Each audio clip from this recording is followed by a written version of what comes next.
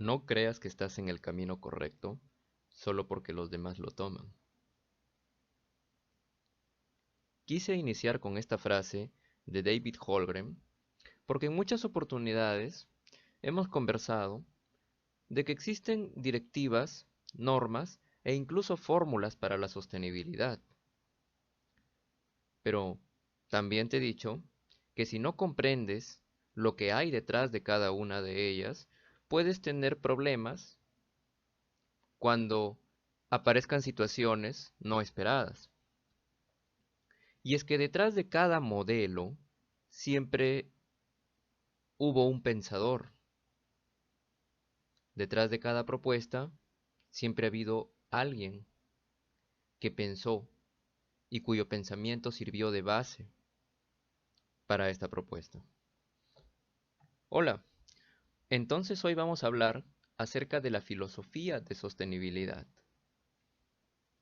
La filosofía es importante porque a través de la reflexión estudia el inicio y el fin de las cosas y por supuesto es el punto de partida para la ciencia. Nos encontramos ante un nuevo paradigma. El movimiento moderno ha muerto. Fue muy importante en su época, como ya lo hemos conversado, pero a medida que ha avanzado el tiempo, nos encontramos ahora ante nuevos desafíos. ¿Y por qué seguir haciendo la misma arquitectura? Esa arquitectura de la década de los 50. Si hoy por hoy hay problemas de índole ambiental, hay nuevas preocupaciones como el desarrollo sostenible, y nos encontramos ante nuevas situaciones que nos desafían a generar nueva arquitectura y nuevo urbanismo. La primera filosofía que vamos a estudiar es la creada por Rudolf Steiner, que recibe el nombre de antroposofía. Fue a principios de siglo, en la década de 1920, en los años 20, ideada por este señor que fue un filósofo, educador, arquitecto, investigador y también ocultista. O sea, fue estudioso de las ciencias ocultas como la magia y el esoterismo. Por eso es que esta corriente de pensamiento también se utiliza para disciplinas relacionadas a lo esotérico. Entonces debes saber que esta corriente de pensamiento integral de este señor, preocupado por el ser humano, por eso viene antropo, tuvo vertientes o influyó en diferentes vertientes de pensamiento. Por el lado educativo se creó la pedagogía Waldorf.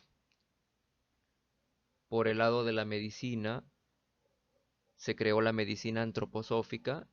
Y por el lado de la agricultura biodinámica. También la construcción biodinámica. Esto, tanto en la pedagogía como en la medicina o en el otro aspecto de la agricultura y la bioconstrucción, termina en el espacio físico, el objeto físico que vienen a ser las escuelas Waldorf, los centros holísticos y las bioviviendas.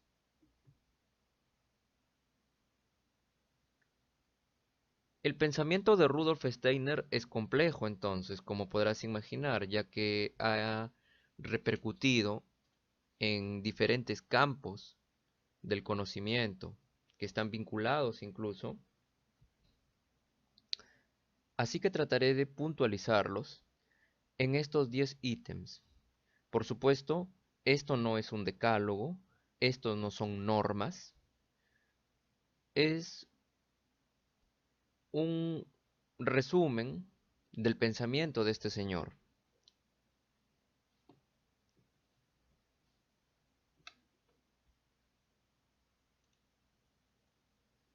La arquitectura antroposófica es una arquitectura ideada para el ser humano y tiene similitud con la arquitectura orgánica, que hemos estudiado ya en cursos como Historia de la Arquitectura. En ese sentido,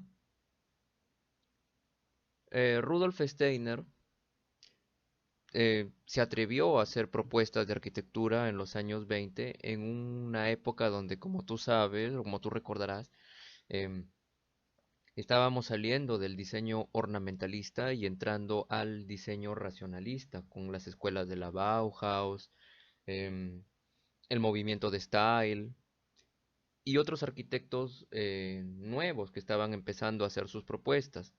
En esas mismas épocas él también desarrolló propuestas. Entonces, basándonos en su pensamiento y para poder entenderlo, cómo lo aplicaríamos a la arquitectura actual, comenzamos porque las formas generan pensamientos, pero me refiero a que Rudolf Steiner consideraba que en la naturaleza, mediante el diseño de la naturaleza, de la mano del creador, ahí es que estaban las formas que uno puede tomar como modelo, como punto de partida para el diseño de una propuesta. Por otro lado, los pensamientos están en constante cambios, al igual que todo, que nuestro cuerpo humano, que el universo, que la naturaleza se está en constante movimiento, nosotros también, nuestros pensamientos están en constante cambio, por lo que también es necesario reinventar el diseño y dejar de lado viejas fórmulas de décadas pasadas. Él mismo lo aplicó en un edificio que diseñó que se incendió, un edificio de madera que diseñó en la década de los años 1919, se incendió y tuvo que volver a construir y hacer otro con los nuevos materiales, dejando de lado la madera y el ladrillo, con los nuevos materiales que habían en la época del concreto como parte del movimiento moderno. Por otro lado, el edificio es un puente entre la Tierra y el universo, lo que en la construcción viene a reflejar como que debe haber una armonía entre la construcción y el medio ambiente. La arquitectura es orgánica, y esta frase tú la conoces. El entorno es generador, la arquitectura debe nacer del entorno, pero no solamente debe nacer a través de la forma, como una mímesis volumétrica nada más, no solamente eso. También hay que tomar en cuenta el interior, porque la arquitectura, Rudolf Steiner consideraba que es el quinto cuerpo.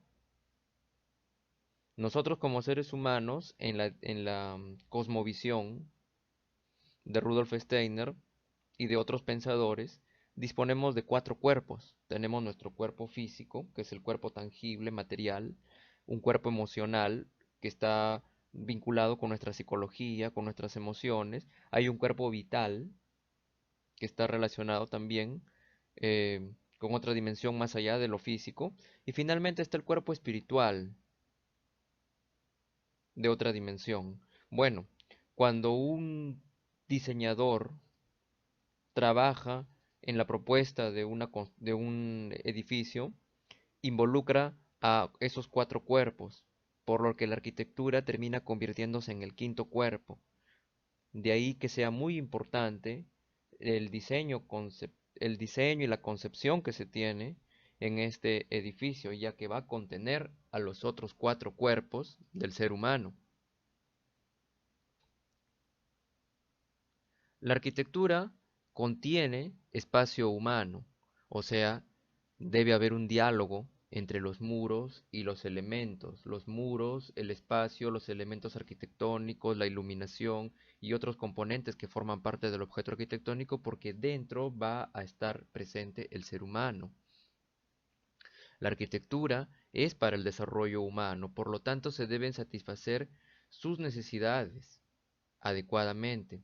La arquitectura acompaña al hombre. Así como nacemos, crecemos y nos reproducimos y finalmente fallecemos, la arquitectura también sigue ese proceso y tiene que acompañar al hombre durante su crecimiento. Cuando estoy hablando de hombre, toma en cuenta que también era el pensamiento de la época. No me refiero únicamente al varón, sino al ser humano, o sea, al hombre y a la mujer. La arquitectura es sensorial porque se entra a través de los sentidos, de las emociones, nos genera sensaciones, por lo tanto los materiales y el color cobran importancia en esto. Te vas dando cuenta que tiene parecido con el movimiento orgánico de Frank Lloyd. De hecho, el pensamiento de Rudolf Steiner también influyó en el pensamiento de Frank Lloyd Wright. Y es que la arquitectura es para el hombre, para el ser humano. Él es el destinatario final.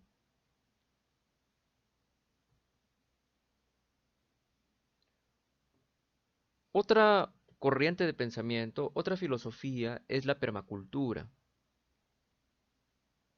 La permacultura es un concepto ideado por David Holmgren, el autor de la frase que dije al inicio de esta presentación, y Bill Mollison, el primero un ecólogo ingeniero y el segundo un biólogo científico, que en la década del 70, o sea, 50 años más adelante, después de Rudolf Steiner, plantearon esta permacultura.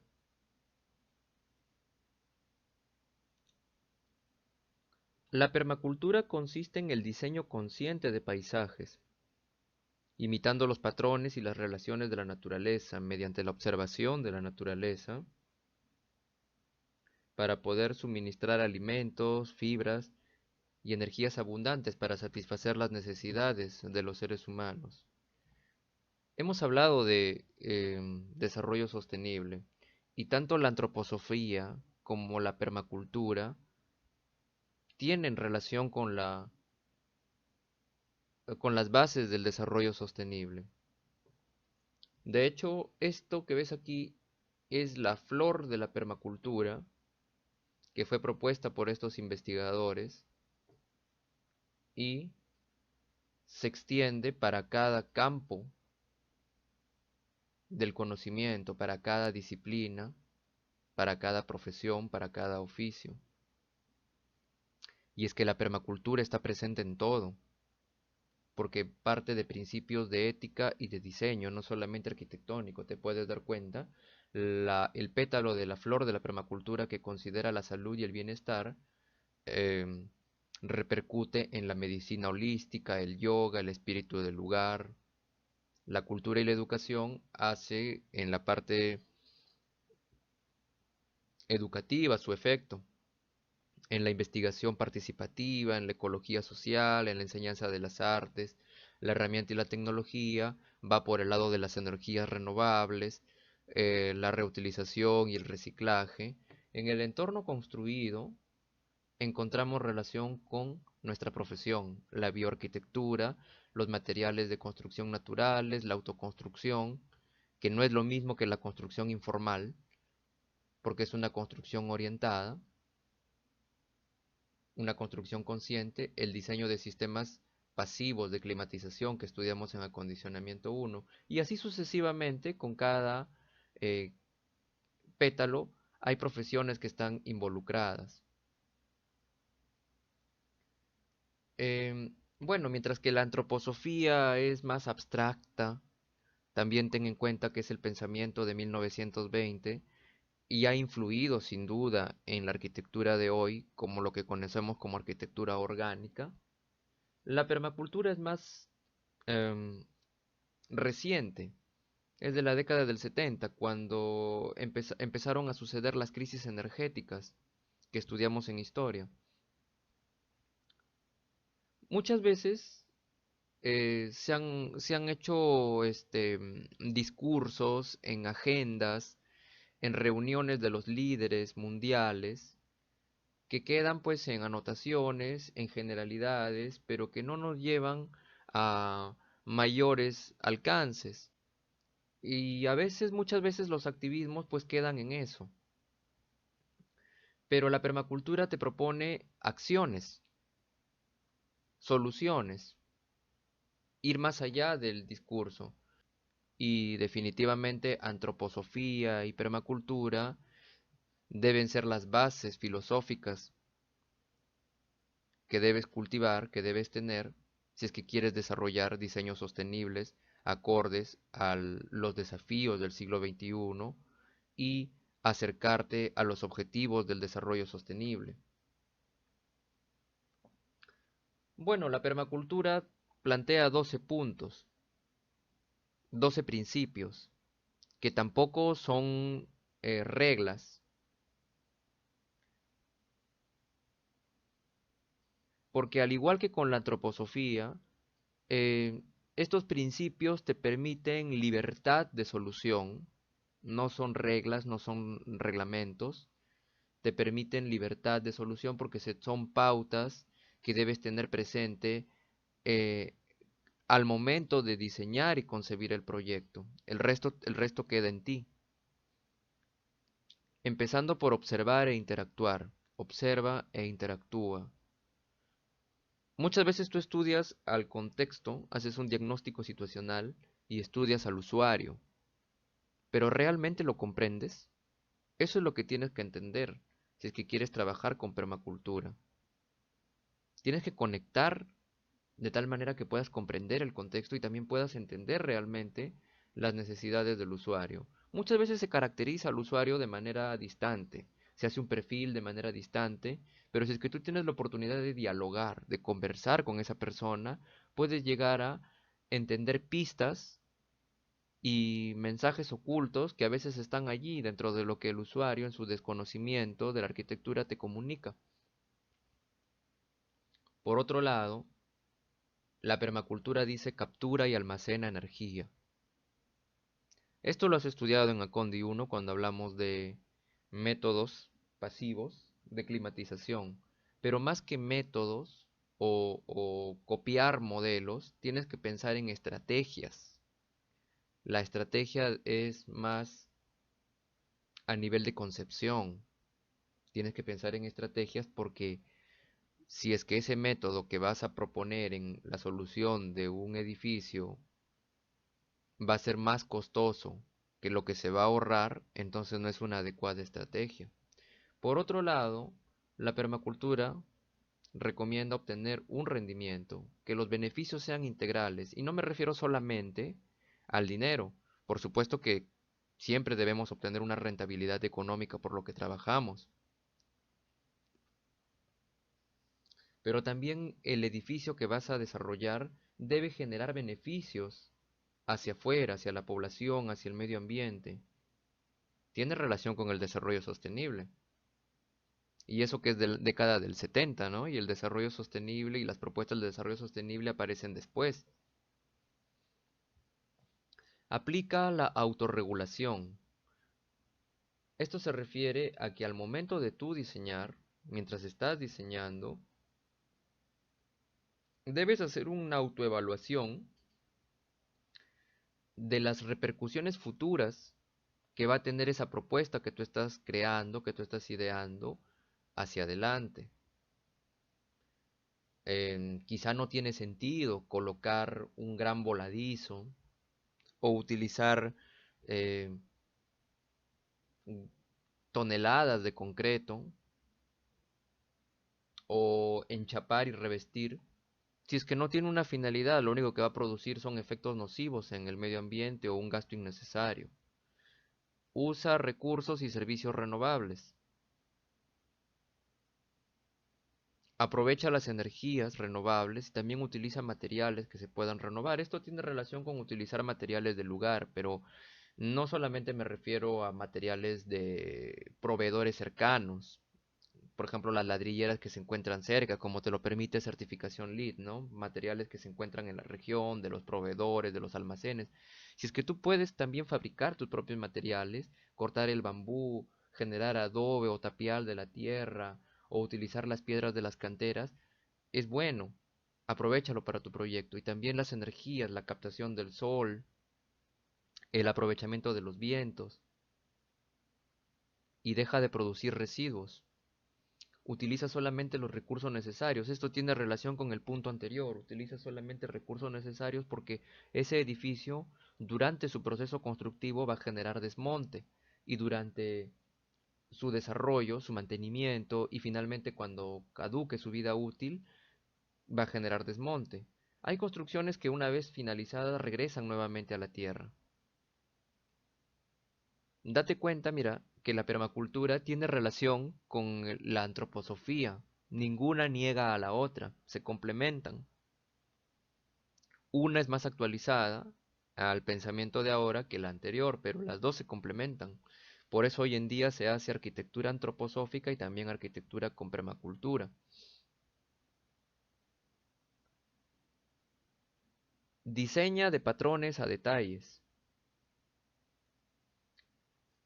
A ver si me puedes entender esto que te voy a explicar.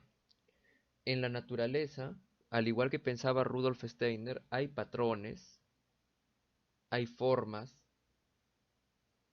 hay armonía, geometría natural, por ejemplo, una tela de araña, que tiene un patrón que se encuentra ahí presente.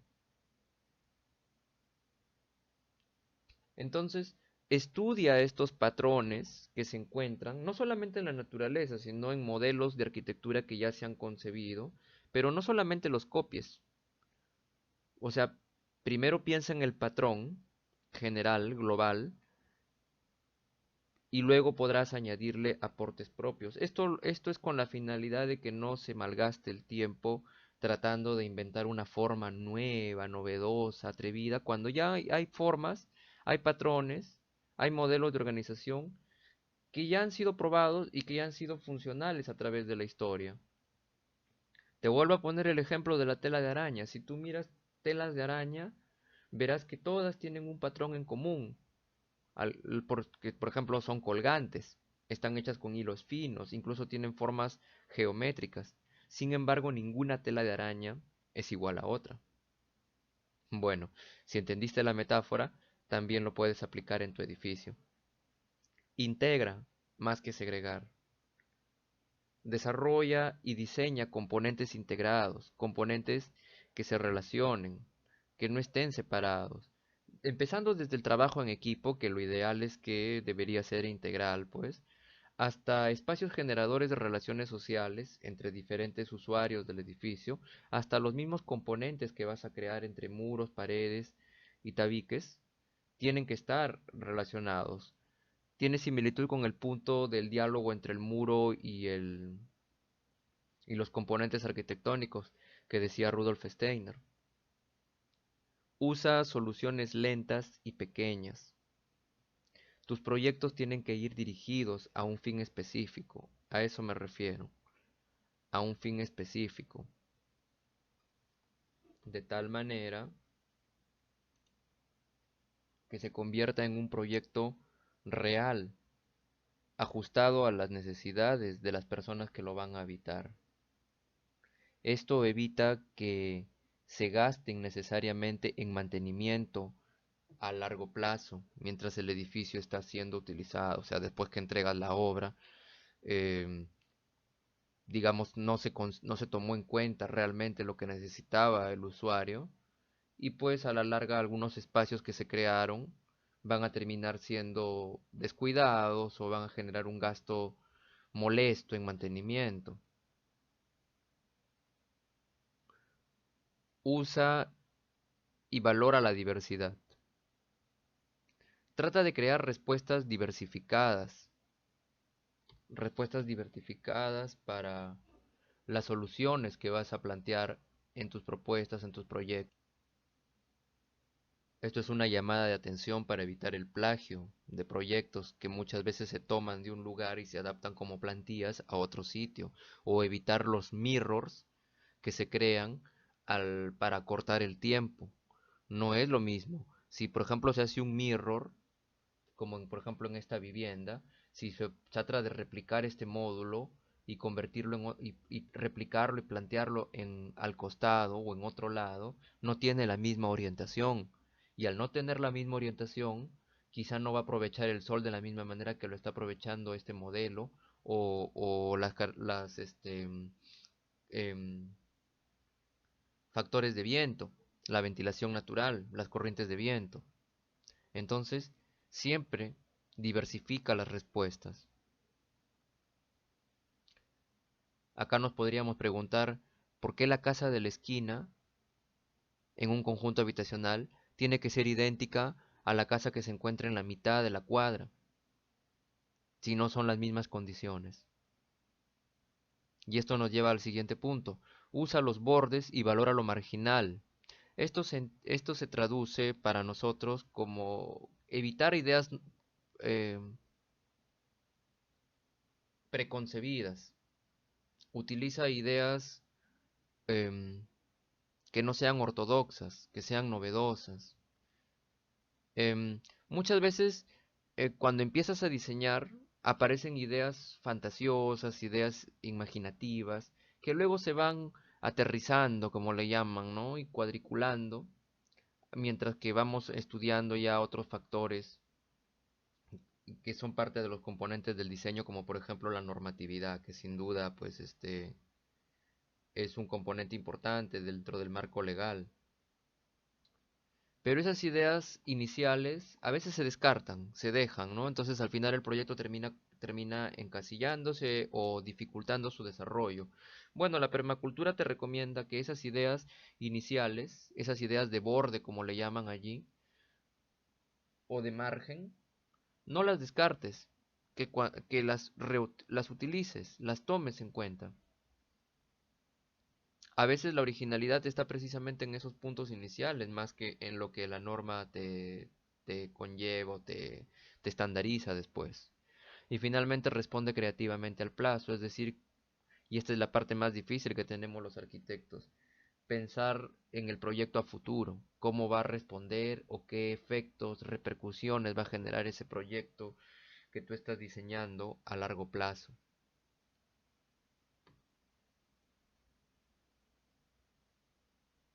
Tanto la antroposofía como la permacultura se pueden aplicar a gran escala. Recuerda que son filosofías de pensamiento, no son directivas, no son órdenes y por lo tanto tienen que ser tomadas por el diseñador hasta el punto que el diseñador considere que son compatibles también con tu forma de vida, ¿no? Porque acá no estamos hablando de veganismo o de yoga. Bueno, eso es un adicional. Si tú lo quieres tomar como parte de ser vegano, como una forma de vida, te puede favorecer a entender mejor la permacultura. O no necesariamente, porque por ejemplo, si hablamos de transporte sostenible, yo ya te he comentado varias veces que tengo un vehículo de motor, tengo un auto. Yo estoy a favor del uso de la bicicleta, pero también reconozco que el automóvil es necesario. Entonces, no necesariamente tiene que ser a rajatabla que se cumplan el uso de alguna tendencia, más que todo eso es lo que debemos evitar, ¿no? Los pensamientos extremos para asegurarnos a la permacultura. Empieza por ti mismo, empieza por tu casa, para luego pensar a grande. Entonces, acá tenemos una ciudad con visión de permacultura. El diseño ha sido considerado de tal forma que todas las disciplinas participan aquí. Tenemos cultivos ecológicos, casas huerta, áreas de paseo, grandes espacios integradores, plantas medicinales, práctica de disciplinas holísticas como la meditación, el yoga, espacios para el desarrollo de esto, áreas de descanso, espacios de recreación pasiva. A cada profesional le corresponde aportar. Los médicos trabajarán de alguna manera, con la medicina holística, por ejemplo. Los agricultores harán agricultura regenerativa. Si es que por ahí hay ganaderos, harán ganadería regenerativa para las personas que deseen comer carne. Los arquitectos irán pensando en espacios públicos de otra composición, saliéndonos ya del típico modelo estandarizado de las plazas del siglo XIX. O se pensarán en viviendas huertas o en edificios con muros jardín, como el Bosco Verticale de Italia. Quizá tú te estarás preguntando, ¿esto solamente sirve para el campo, para el área rural? o cómo se puede hacer en caso de espacios ajustados, espacios reducidos, como suele suceder en esta realidad, en nuestro contexto, con los lotes pequeños. Bueno, dentro de un ambiente se puede tomar, dentro de una vivienda o dentro de un edificio de espacios reducidos, también se puede tomar un pequeño sector donde se puede aplicar esta permacultura y esta antroposofía. Por ejemplo, acá hay un balcón, un balcón que el autor le ha denominado balcón comestible. A ver, ese balcón, imagínate un balcón convencional de los que se ponen en los edificios multifamiliares, de 60 centímetros de ancho, algunos hay de 50, son bien pequeñitos, por 2 metros de largo. Ahí dentro se pueden crear espacios. El solamente tener contacto con estos mini huertos o mini composteras, el solamente diseñar un jardincito de esta manera ya te permite acercarte a la permacultura y también a la antroposofía. Yo en mi departamento, te he comentado, ya lo has visto también, te he mostrado, tengo un jardín colgante. No es necesario entonces que se cumplan todos estos puntos. Yo tengo una compostera donde produzco la tierra fértil para mis plantas. No tengo cocina solar. No cultivo plantas de consumo, pero sí cultivo plantas aromáticas. Plantas aromáticas y también plantas, bueno, aquí no está mencionado, pero también hay plantas xerófilas que ayudan en la absorción de la radiación electromagnética. Al final entonces te das cuenta que todos estos conocimientos están conectados. Y ya para finalizar, como un buen ejemplo de casos, te voy a dejar el video de diferentes propuestas de aplicación de la permacultura y por supuesto también de la antroposofía de manera implícita. Y de esta manera finalizamos la sesión de hoy. Quédate atento al video que sigue a continuación. Tratamos un tema maravilloso, ese sueño de Hernando Rojas, ¿recuerdan ustedes? De fruta comida, semilla sembrada. Es decir, cubrirle al Ecuador entero y al mundo de árboles de frutas, de frutales. Esa idea se complementa con lo que mucha otra gente están haciendo. Se llama la permacultura. ¿Cómo curar la tierra? Permacultura. ¿Cómo curar la tierra?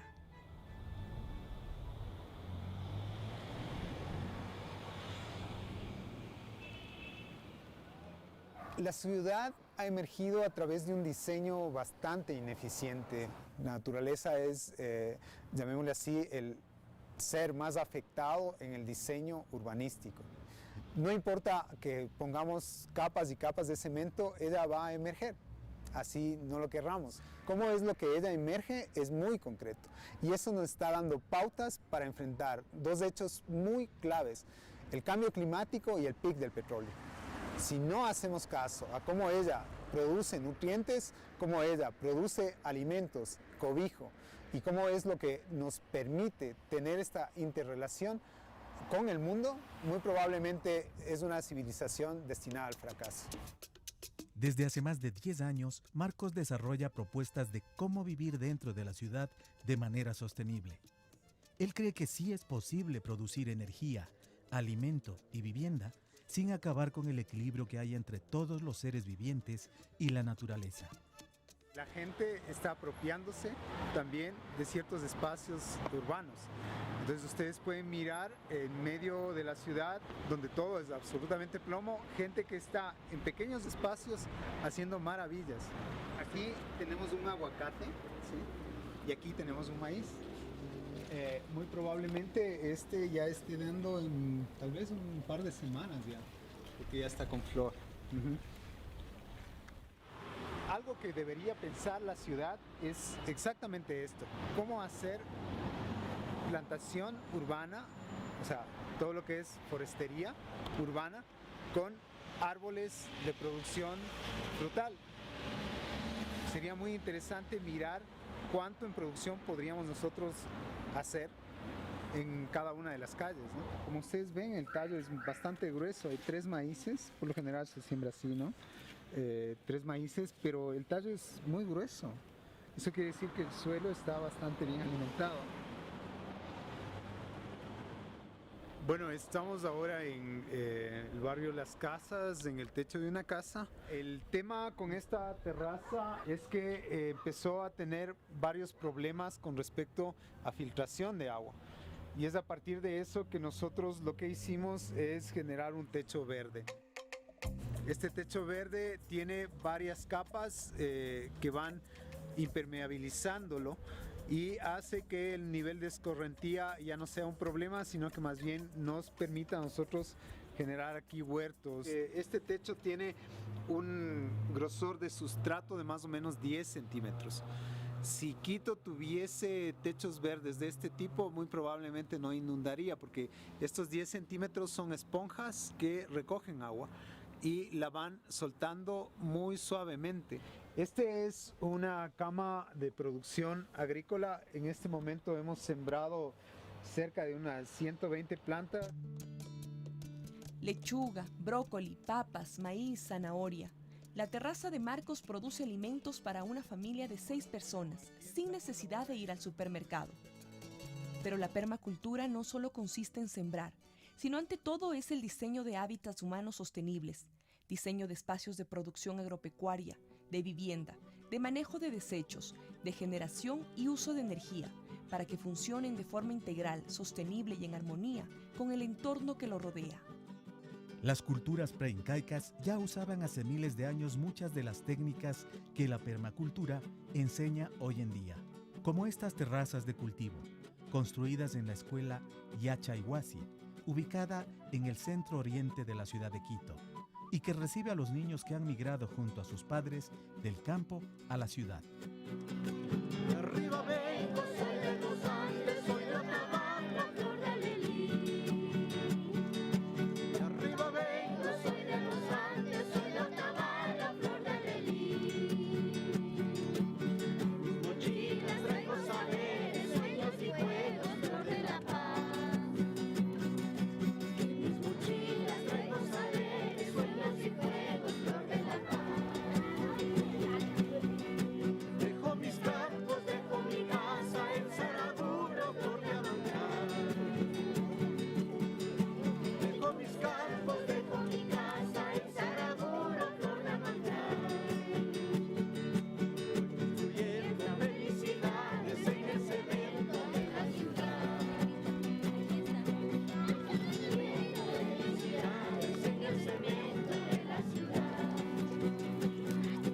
Traigo la papa, traigo el maíz, desde mi pueblo donde nací. Traigo la papa, traigo el maíz, desde mi pueblo donde nací.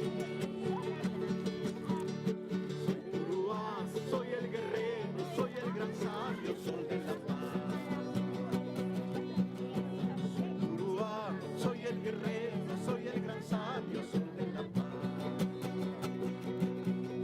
Soy de Zumbarba, del Condormansi, la fortaleza de mi raíz. Soy de Zumbarba, del Condormansi, la fortaleza de mi raíz. Mis sonrisas, mil corazones, mil esperanzas florecerán. Mil sonrisas, mil corazones, mil esperanzas florecerán. Siembro el camote, crío al maíz, la racacha y la oca también. Eso no es todo. Siembro el camote, crío al maíz, la racacha y la oca también. Tauri canta como la masa, el chaguanís y el capulín. Tauri canta como la masa, el chaguanís y el capulín. La naturaleza habla, pero no el lenguaje humano, sino a través de señas, dicen los abuelos. Observa y diseña según tu entorno, dice la permacultura. Ura Anda, bichaikama, chuyo, ñucapagya. Así dice que está diciendo. Quiere decir que el choclo de arriba hacia abajo ya es mío. Dice, ya de haber probado, ya dice que están los primeros choclos maduros. Vengan, vengan para que lleven cosechando. Estamos enraizados a esto de no querer olvidar los saberes ancestrales de más de 10.000 años de crianzas aquí en esta parte andina amazónica. Pero en este caminar, la Pachamama, en este caminar, el viento, el agua, ha sido a veces así como cariñosa, es también a veces demasiado sensitiva, a veces el agua no ha sido pródiga para acá. Y ahí hemos tenido que buscar otros amparos. Y en estos amparos hemos encontrado gente que ha estado desde muy temprana edad también germinando en su corazón cómo ayudar a criar a esta Pachamama. Siento yo que la mejor permacultura, la que va a poder sobrevivir, es la que se liga al saber ancestral, porque esta es la que define cuáles son los pasos y cuál es el tratamiento coherente que nosotros tenemos que hacer en los diseños. Lastimosamente no existe un análisis de fertilidad de suelo y nosotros construimos carreteras, construimos condominios, construimos ciudades en la capa más fértil del suelo.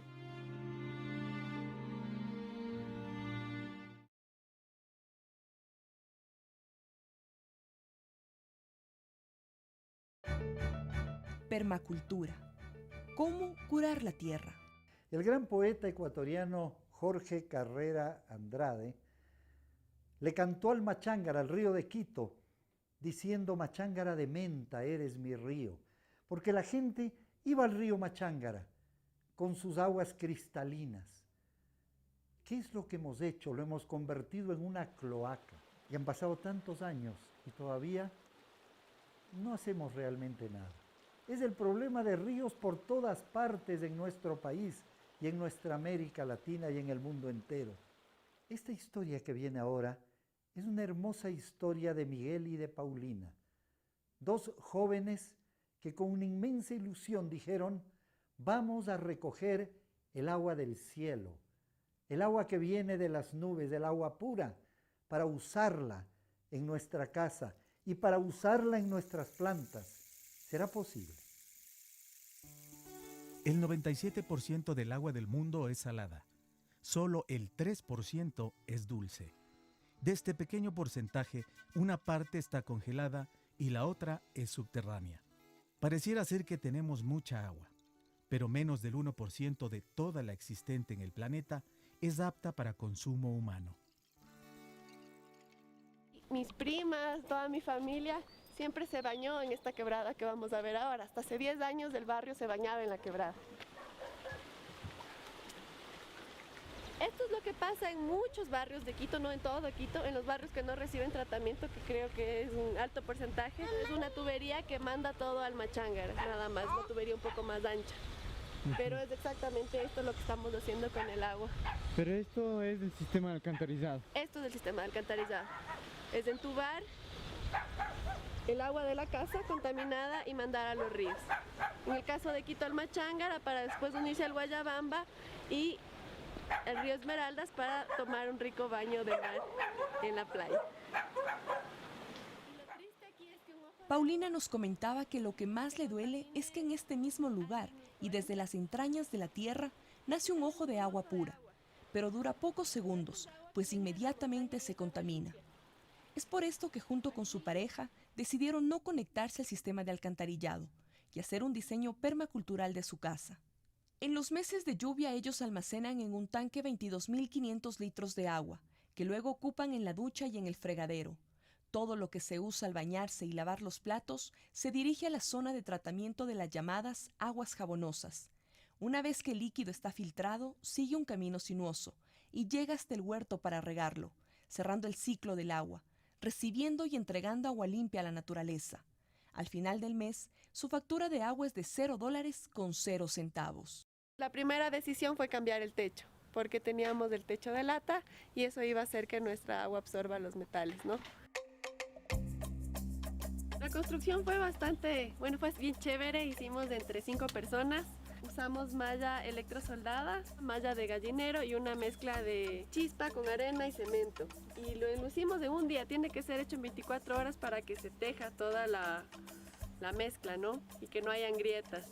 Fue nuestro primer experimento y ahora ya queremos que todo se cubra de estas deliciosas granadillas. También algo lindo es usar el agua de lluvia para bañarte, por ejemplo, en tiempo de lluvia. Es como que puedes usar esa abundancia. Si está cayendo un aguacero y llenas la tina de agua o te bañas 1 hora, no hay ningún problema con gastar el agua porque estás usando el agua que está cayendo del cielo, libre de cloro. Es súper agradable.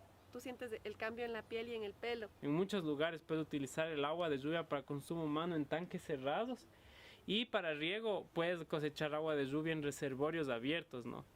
Entonces esa es una de las principales ideas, ¿no?, de la permacultura, cosechar agua donde te hace falta, porque agua sí hay abundancia, solo que hay que saber captarla, ¿no? Miguel y Paulina no solo aprovechan el agua que les cae del cielo, sino que además no la contaminan con las heces fecales.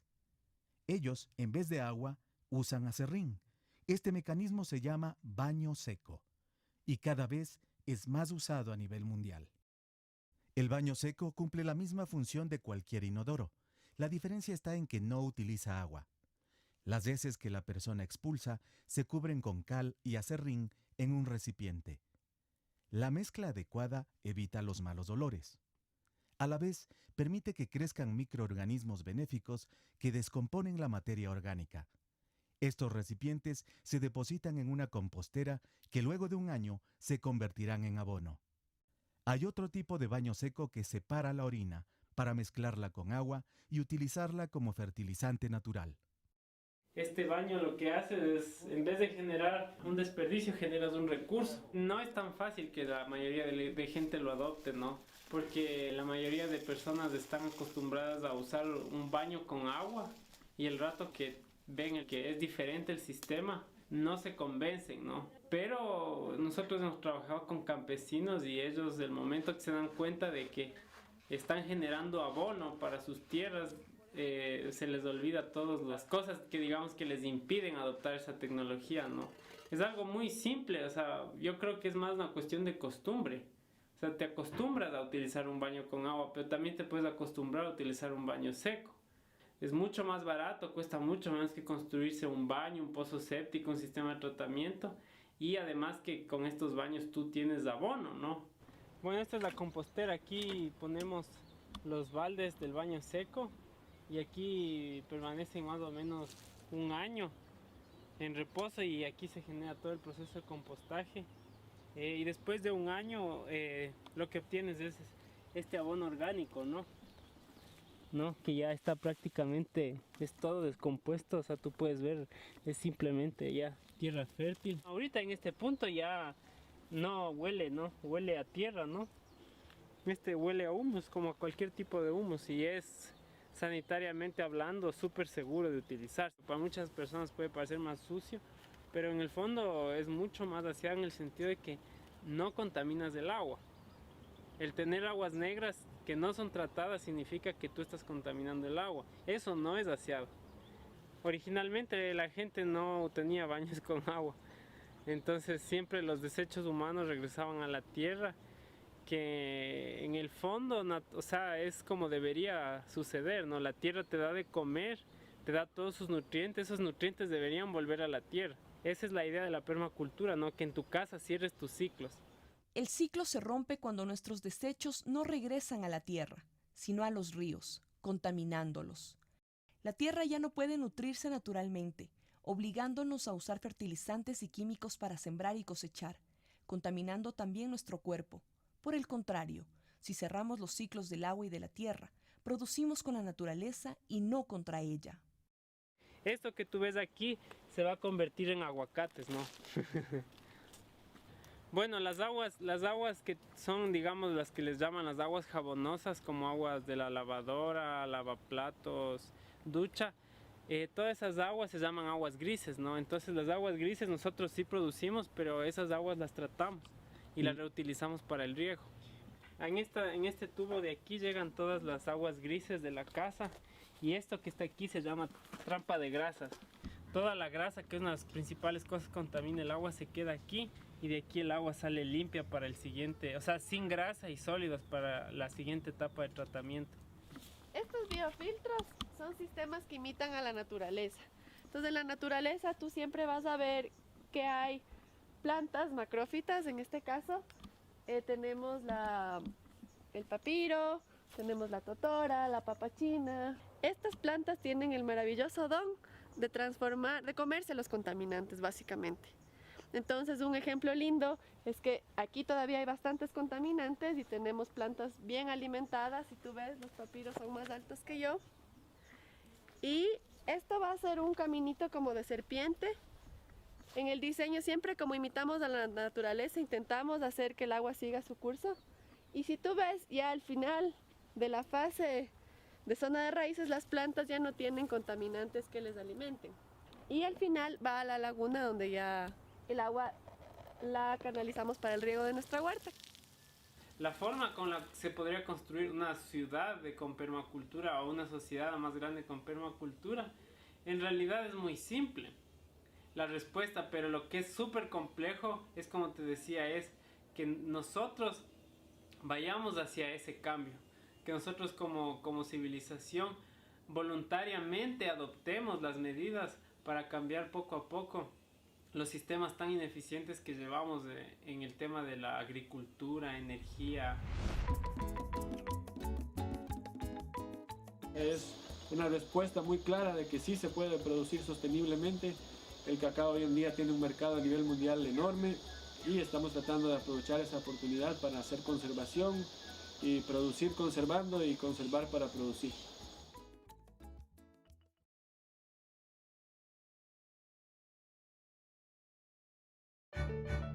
Permacultura.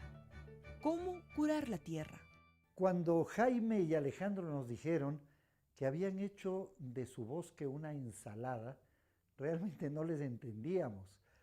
Es que hay bosques que se pueden comer. ¿Puede el hombre del bosque no solo sacar madera, sino cuidar la madera y sacar productos para poder vivir? Esta es una nueva muestra de la permacultura que nace y crece en nuestro país. Cada vez que un quiteño o una quiteña va al baño y jala la cadena, viene aquí. Con la agüita, con la mierda, con los orines, con lo que sea. Y nos preocupa mucho porque no sabemos cómo va a reaccionar esto a través del tiempo. Si es que aquí puede haber en los lodos también concentraciones de contaminantes que luego cuando baje el nivel del agua emita esos gases al aire y cambia un poco el clima a nivel local y también la producción de los campesinos y campesinas que vivimos en la zona. Primero fueron las empresas madereras, luego la ganadería, los monocultivos y fertilizantes. En general, este desarrollo al que estamos acostumbrados y parece normal provoca caos en algún lugar del ecosistema.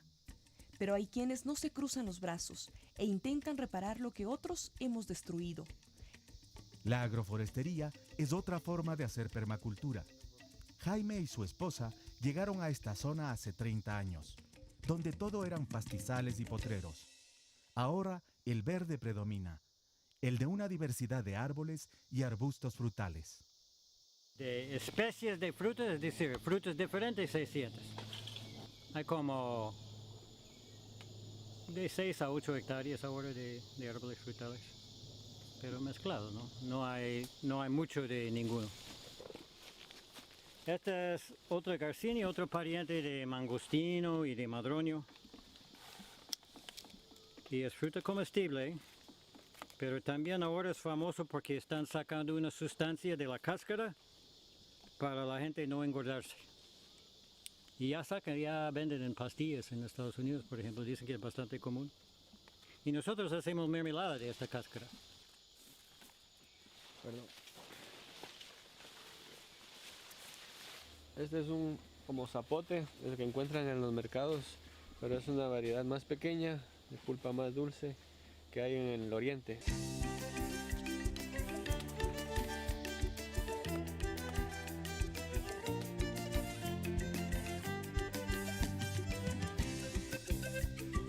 La gente compara a veces con manzana, con piña, hasta con fresa.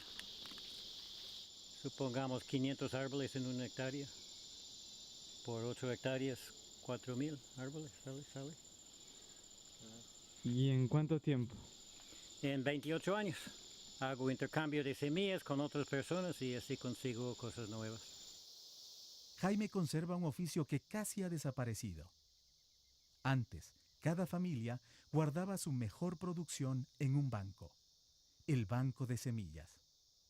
Gracias a esto, nosotros hoy podemos comer una rica variedad de alimentos provenientes de todo el mundo. Jaime es uno de los guardianes de semillas que todavía existen. Es decir, la naranja es de Asia, ¿no? El banano también es de Asia. Casi toda la fruta que comemos no es del Ecuador, ¿no? Ni el maíz, ni la quinoa, no son del Ecuador. O si son del Ecuador, son de una pequeñita esquina de Ecuador. La historia de comida es de mover comida de una parte al otro, ¿no?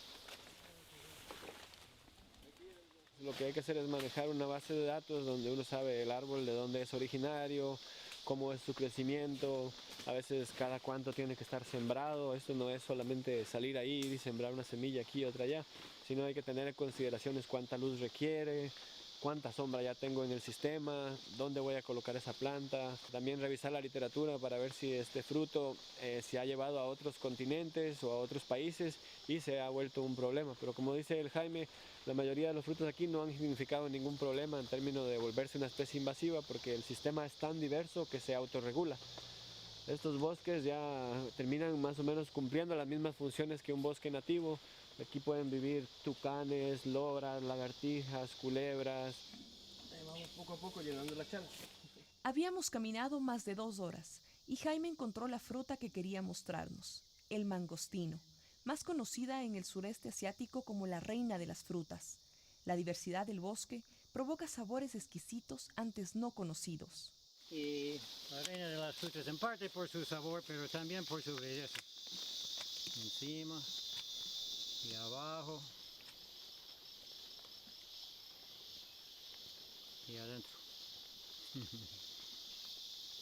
Y bien rica, dulce. Pero el banquete no terminaba aún. Luego de recoger más de 40 especies de frutas, todavía nos faltaba mucho más. Si antes habíamos conocido a la reina, esta vez, Durian, el rey de los frutos, nos iba a sorprender con su aroma, textura e indescifrables sabores que producían en la boca. Tiene un olor que es espantoso, dicen. No lo dejan en el aeropuerto de Singapur, por ejemplo. Ni en los buses adentro. La textura es bien suave. Ve como es una mezcla de tantos sabores que es indescriptible. La textura tan suave, como una crema, como si fuera un producto procesado, pero es la naturaleza la que procesa. Dulce, bastante fuerte. La han descrito como con muchos sabores, muchos olores, pero recientemente han dicho que sabe un poco como a café con crema, no sé. De pronto se podría hacer un plato fuerte con el durian. ¿Durian con qué? ¿Con algún pez o no sé? Está por intentar. Está por intentar.